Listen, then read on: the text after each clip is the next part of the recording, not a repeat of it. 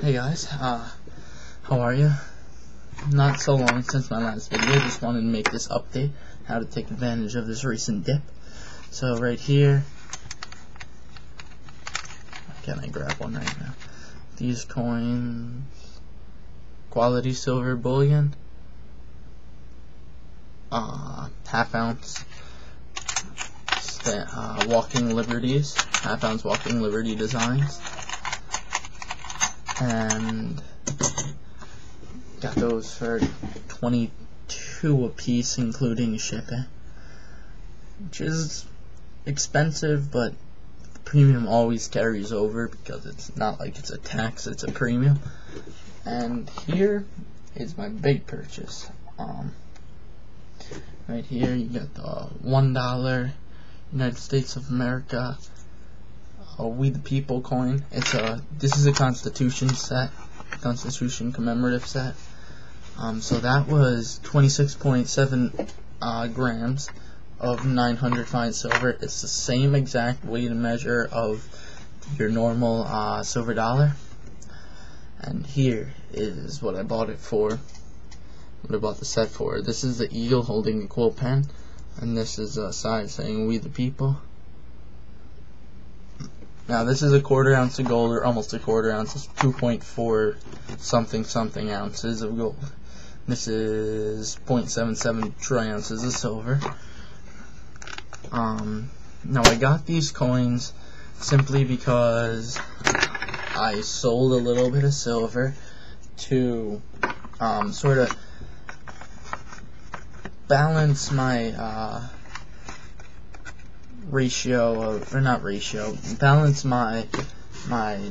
diversify my silver to gold. Took advantage because I didn't really want silver to dip down anymore, and I sold 9.8 ounces of silver, and I got this, which is the gold came out to like 8.7 ounces for the gold coin, and 1 ounce, or not 1 ounce. I didn't spend all the money. This spent like 9 ounces of gold for everything, and 9 ounces of silver for everything here, and then I still have like basically enough to buy a Morgan dollar left in the check that I got. Now I like this set because it has this certificate of authenticity. It's a U.S. set coin, and it's basically the cheapest way you can buy gold. So this is, I think it's like 21 point something carats of pure gold, and it's the same size, weight, and measure of your $5 coin. So your your silver, or your gold half eagles, and same size as your Indian head, or your your same size as your Indian head or Liberty head. Yeah, so I picked that up for the gold content because I wanted to diversify a little more. And when things are like this, I sort of recommend it. Well, if you bought like a little while ago, or if you sold a little while ago, because I did sell my silver, but I think gold's more stable, and it's gonna stay more stable. I went to a debate, if you will, on gold and silver. It was called the Running of the Bulls. It was in New York City, and it was really cool. They were talking about there were 4 guys there, what they thought gold and silver were gonna do. One of the guys was a super pro gold and silver. Something interesting that he said was gold isn't a commodity. He said it was a currency, and in a way I sort of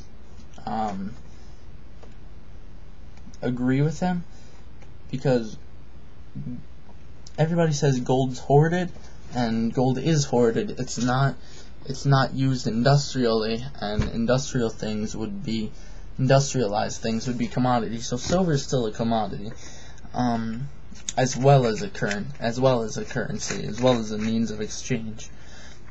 But gold is simply that. I mean, I guess you plate the little pins inside your computer with gold, but that's nothing. That's really little. But silver, most conductive element, most reflective element, on and on and on, all the benefits of silver, thousands of uses you can use for it. So he was sort of pro both gold and silver. And it was sort of funny because the tickets for me were they're supposed to be $30, but my mom got them for $5. I went down to the city with her, New York City, and everybody's favorite guy in the whole entire world, Jim Cramer, was also there. He was one of the guys on the panel, and then some other guy that didn't say anything that caught my ear too much. Sorry, switched up that phrase a little. Then there was a guy heading the debate, but he was also into the conversation a little bit. It was at the 92nd Street Y, which is really popular for debates of such and stuff like that. So it was very educational. And when you think about it, they were also talking about how stocks perform, or not. They compared silver and gold to stocks. One of the things the guy was saying was you can't be kicking yourself, and a lot of people who bought at these high levels are kicking themselves, but they shouldn't be. It's like if you bought, say you bought gold at $1,500, and say, God forbid, it drops to $1,200, but it's like saying that if you bought a $15 stock, then, or share, it's like going down to $12, and you're not going to kick yourself in the butt for $3 whole.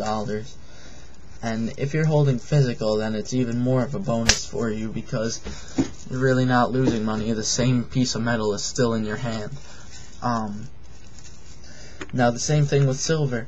And he was talking, I'm not sure if this was what he was referring to, but he also stressed there was a huge displacement between the gold and silver markets, or the physical and paper markets.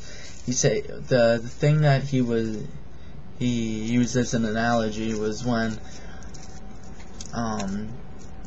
you had, what's its name, the Roadrunner, the old cartoon, and the fox chasing him, or the coyote chasing him, and you would see the Roadrunner would take a quick turn, and then the fox would go off the cliff, but he would still be running in the air for a little bit. I'm sure all of you guys can imagine that cartoon. He would still be running in the air, and then he would look down, and he would phew. Now that's what he referred to. I thought that was an awesome analogy. It was funny, but at the same time it was really sort of true. There's the displacement between the markets. So I'll leave you guys with that. Rate, comment, subscribe. I know this video was out of order. I sort of wanted Sunday night, just relaxing, just wanted to make a video. So thanks for watching. Thanks for commenting, or if you do comment. And rate, comment, subscribe. Thank you. Alright, see you.